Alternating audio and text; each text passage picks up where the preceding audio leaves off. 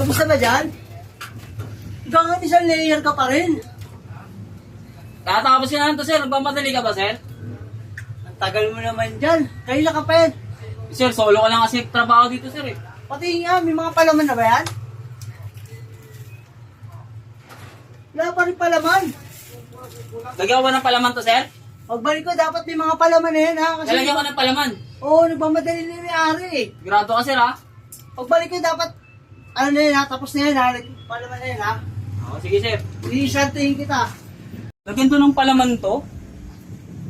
Oh, ano yun? Ito lang may palaman ko.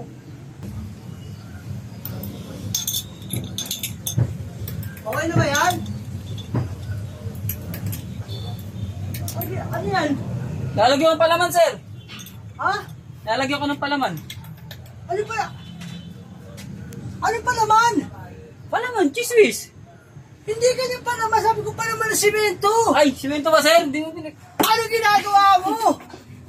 Sinasayang mo. Ikaw na naman. Eh, sir, eh. Ikaw na yung sinasati ko nakaraan, ah. Sabi mo kasi, sir, lagyan palaman. Sino bang pasok dito? Ano ba naman? Ayoko na nga!